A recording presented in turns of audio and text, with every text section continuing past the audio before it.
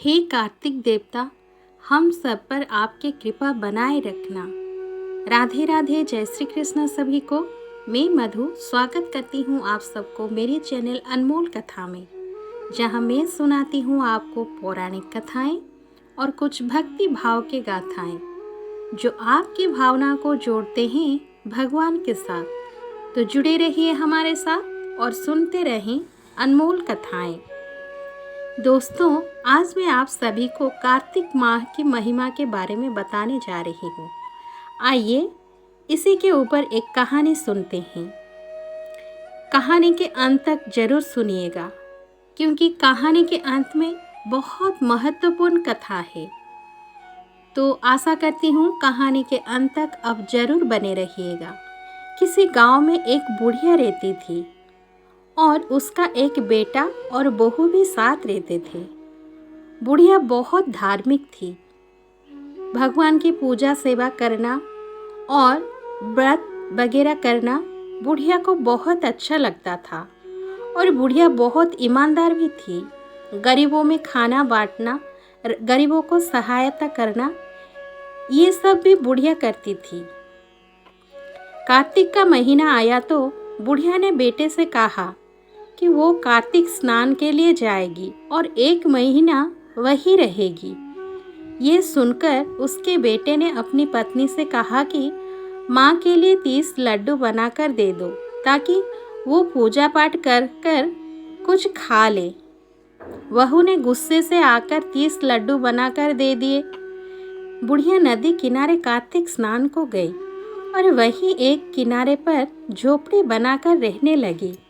बुढ़िया रोज सवेरे उठकर स्नान करती और भगवान की पूजा करती, और जैसे ही एक लड्डू निकालकर खाने लगती तो हनुमान जी बंदर के रूप में आकर बुढ़िया के पास बैठ जाते थे और बुढ़िया वो लड्डू खुशी से बंदर को दे देती। इस तरह से कार्तिक का पूरा महीना बीत गया और सभी 30 लड्डू हनुमान जी बंदर के रूप में खा गए। कार्तिक का महीना समाप्त होने पर बुढ़िया वापस जाने को तैयार हुई। जब बुढ़िया वापस जाने को तैयार हुई तो हनुमान जी प्रकट हो गए और उन्होंने बुढ़िया की उस कुटिया की जगह पर एक आलीशान महल बनवा दिया। बुढ़िया का पूरा महल धन दौलत से भर गया। उसकी काया निरोगी हो गई। अन्न के भंडार से महल भर गया। इतना सब होने पर वो धूमधाम से अपने बेटे के पास गई। बुढ़िया को इतना धनी देखकर उसकी बहू ने मन में कहा कि अगले कार्तिक को मैं भी अपनी माँ को कार्तिक स्नान के लिए भेजूंगी। और अगले कार्तिक आने पर उसने अपनी माँ को कार्तिक स्नान के लिए कहा। पूरे 30 लड्डू घी और बहुत सा मेवा डालकर अपनी माँ के लिए बनाकर दिए। माँ कार्तिक स्नान के लिए गई और जैसे ही सुबह सवेरे नहाकर लड्डू खाने लगती तो हनुमान जी बंदर का रूप धरकर उसके सामने बैठ जाते, तो वो पत्थर मारकर उन्हें भगा देती और कहती कि इससे मेरा पेट ही नहीं भरता तो तुम्हें कैसे दूं। उसका रोज का यही क्रम 30 दिन तक चलता रहा। कार्तिक का महीना समाप्त हुआ तो हनुमान जी फिर से प्रकट हुए और उन्होंने बहू की माँ की कुटिया को कूड़े कचरे में बदल दिया और माँ को डुबकर बना दिया। कार्तिक महीना समाप्त होने पर बहू ने भी अपने पति से कहा कि कार्तिक का महीना खत्म हो गया है, आप मेरी माँ को गाजे बाजे के साथ लेकर आओ। लड़का अपने सास को गाजे बाजे के साथ लेने गया। वहाँ देखता है कि कुटिया की जगह कूड़े का ढेर लगा है और उस पर उसकी सास डुबकर बनकर बैठी है।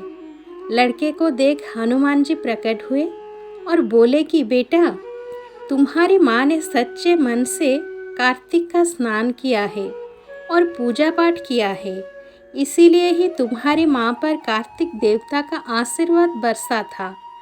लेकिन तुम्हारी सास ने पापी मन से ये कार्य किया है और कार्तिक महीने में बेटी के घर का खाना खाया है, इसीलिए कार्तिक देवता इससे नाराज हुए, जिससे ये डुक्कर बन गई है।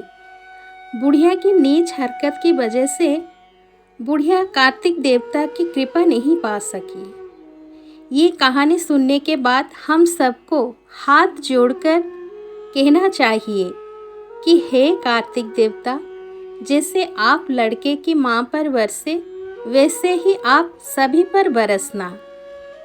अभी मैं बता रही हूँ कार्तिक माह में कुछ ऐसी बातें जो हमें करनी चाहिए। इस पवित्र कार्तिक मास में श्री तुलसी जी का भी अनंत महात्म्य है। आइए सुनिए, कार्तिक माह में कुछ बातें हैं जो हम करने से हमें अवश्य कृपा प्राप्त होते हैं। कार्तिक मास में भगवान कृष्ण को मात्र एक तुलसी पत्ता अर्पित करने से 10,000 गोदान का पुण्य मिलता है। कार्तिक मास में अगर कोई भगवान श्री कृष्ण के मंदिर में दीपमाला जलाता है तो उसके अनेक युगों के पाप नष्ट हो जाते हैं। कार्तिक मास में भगवान दामोदर का दीपदान करने से भगवान के शाश्वत धाम में प्रवेश मिलता है। यहाँ पर कोई कष्ट और दुख नहीं है, केवल आनंद ही आनंद है।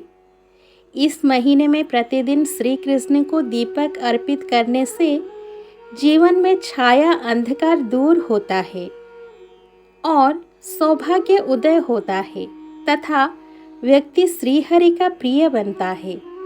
आशा करती हूँ कार्तिक माह की ये सुंदर कथा आप सभी को पसंद आई होगी। कथा सुनने के बाद कमेंट में ज़रूर बताइएगा। मिलते हैं अगले वीडियो में ऐसे ही एक सुंदर कथा के साथ। तब तक के लिए जुड़े रहिए हमारे साथ और सुनते रहें अनमोल कथाएं। धन्यवाद। राधे राधे।